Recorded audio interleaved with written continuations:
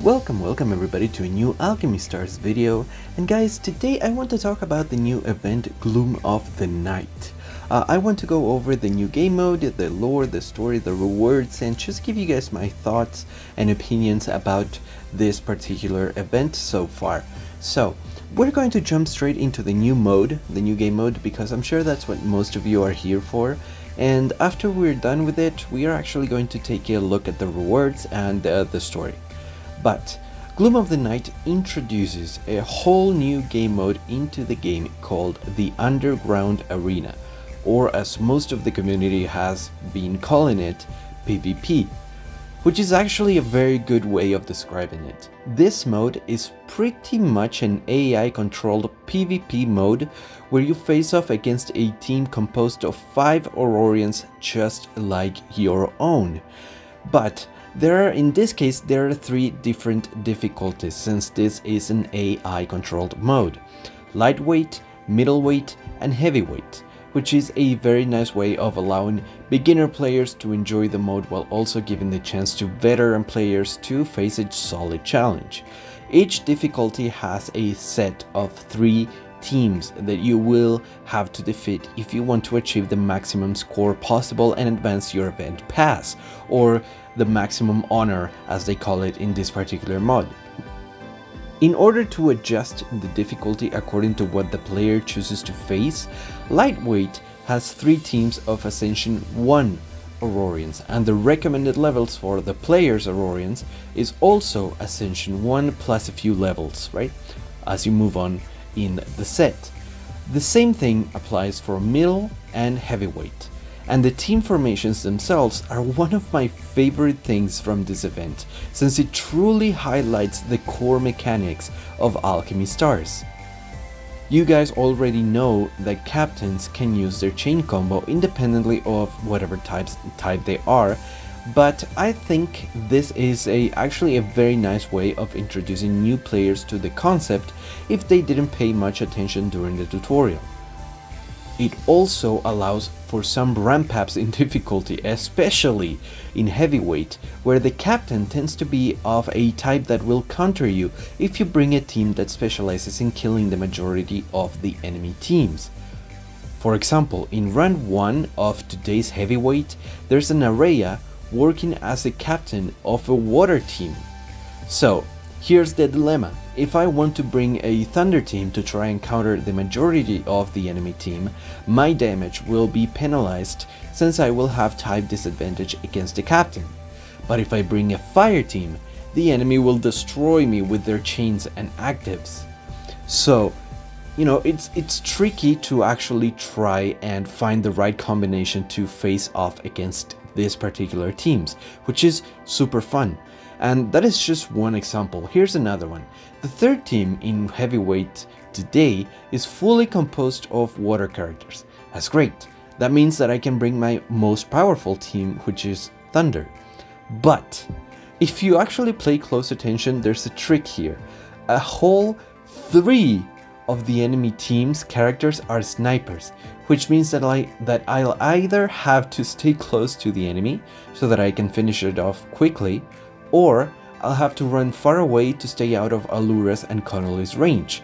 Except Fleur is a global sniper and Carleen has a teleport, so running away might not be the best idea. Alright, no problem, I'll stick to the enemy. But they have Serial, which means they can easily surround me with water tiles and destroy me. So you can see how it gets more and more complicated the more game mechanics come into play, which again I find extremely fun. I think this mode is fantastic. You can really see the flexibility in team building and the different strategies that we could come up if Tourdog actually decides to bring PvP into the game permanently. Because, of course, as it is right now, you can cheese the AI with certain strategies, but like actual PvP would be amazing. So, with that out of the way, let's move on to the rewards. I don't really have a lot to say about the rewards other than they're very generous, and they're also linked to this news articles that I find really fun to read, honestly, and that also have some very nifty lore hints that I will probably get into in a different video. Talking about the lore, I found the story to be a little lackluster. We receive an invitation to Umberton from Istvan saying that there are some Celestite articles that belong to us as an inheritance. We go there, we meet Bethel and Luke, and almost immediately we're told that Istvan died in an accident, something that I'm sure nobody bought.